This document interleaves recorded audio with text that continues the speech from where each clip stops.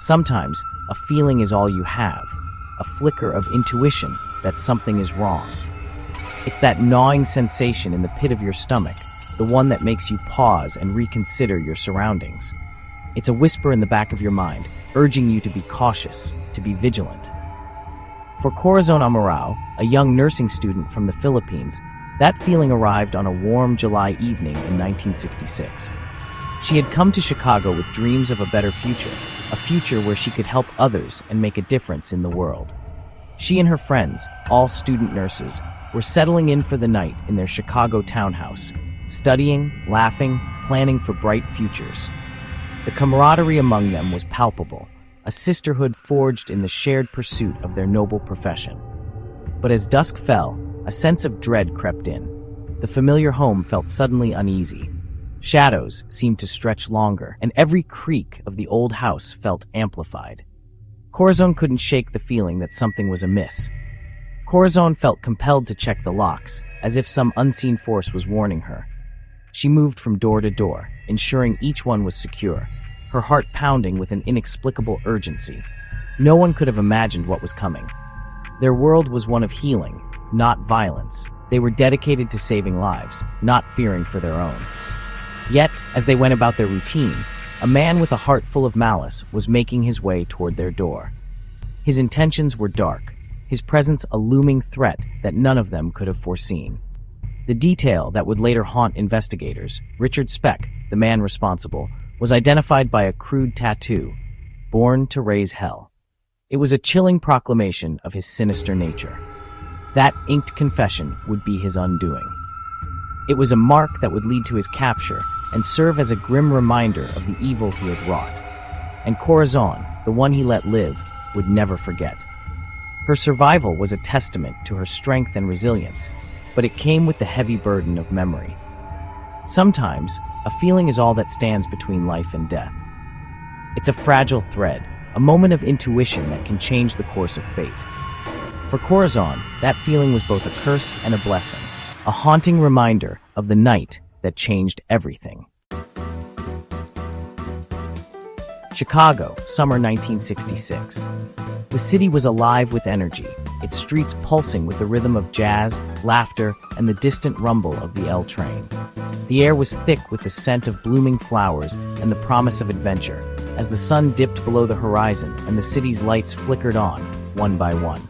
The city buzzed with life, the nights warm and restless. On every corner, people gathered, sharing stories, dreams, and the simple joys of a summer night. Neon signs glowed above bustling diners, and music spilled from open windows, blending with the hum of conversation and the distant echo of car horns. In a quiet Southside neighborhood, a townhouse at 2319 East 100th Street was home to 9 student nurses, some local, some from the Philippines, all united by their calling. They had come to Chicago with hopes of building new lives, forging friendships, and making a difference in a city that needed their care. That evening, the women unwound after long shifts, sharing laughter and stories, windows open to the city's hum. They talked about their patients, their families back home, and their dreams for the future. The townhouse was filled with warmth, the kind that comes from shared struggles and mutual support. Their home was a sanctuary, a place of hope and camaraderie. Within those walls, they found comfort and strength, leaning on each other through the challenges of their demanding work and the loneliness of being far from home. But outside, a stranger watched, a man whose life was defined by anger and failure. He moved through the shadows, unnoticed by the world around him, his thoughts dark and restless as the night itself. He saw not a home, but an opportunity. The light and laughter inside the townhouse stood in stark contrast to the emptiness he felt, fueling a dangerous resolve. As darkness settled, the ordinary night was about to become infamous. The gentle peace of the neighborhood masked the storm that was about to break, a storm that would leave scars on the city's memory.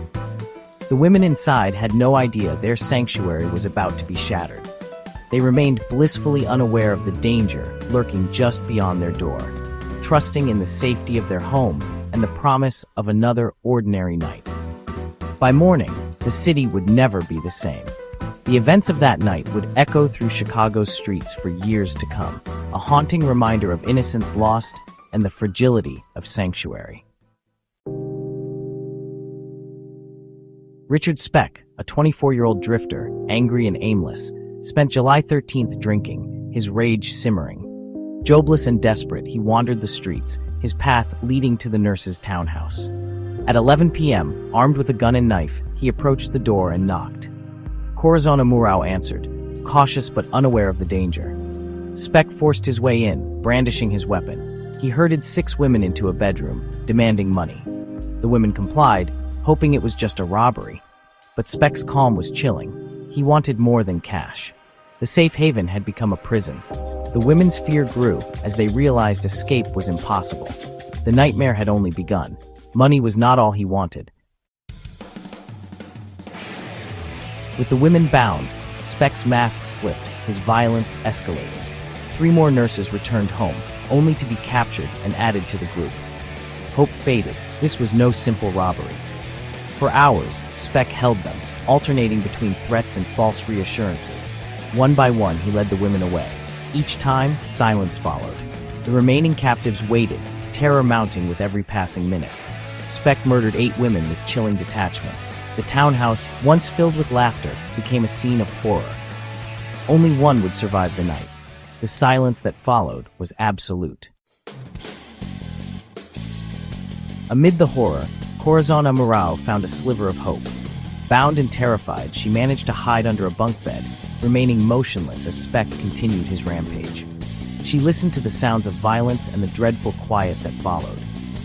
When Speck finally left, Corazon stayed hidden for hours, paralyzed by fear. At dawn, she freed herself, climbed onto a window ledge, and screamed for help. "They are all dead! I'm the only one alive!" Her cries shattered the morning calm. The world would soon learn of the unimaginable tragedy inside 2319 East 100th Street.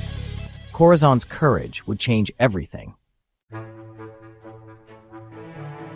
Corazon's desperate cries triggered a massive manhunt. Police arrived to a scene of unspeakable brutality. Despite her trauma, Corazon gave a detailed description of the killer, including his "Born to Raise Hell" tattoo. That detail became the key to the investigation. Police sketches and descriptions flooded the city.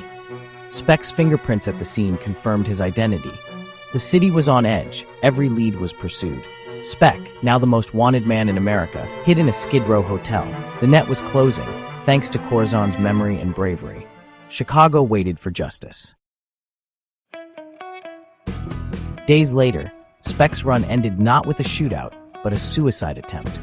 Bleeding and desperate, he sought help at a seedy hotel. At Cook County Hospital, doctors worked to save his life, unaware of his identity. Dr. Leroy Smith recognized the face from news reports, and then saw the infamous tattoo. The police were quietly alerted. Speck awoke under guard, his identity confirmed by fingerprints. The manhunt was over. The city exhaled. The monster was caught. Fate and a sharp-eyed doctor had ended the terror. The trial was about to begin. Richard Speck's trial gripped the nation. The evidence was overwhelming. Fingerprints, eyewitness accounts, and above all, Corazon Amurao's testimony.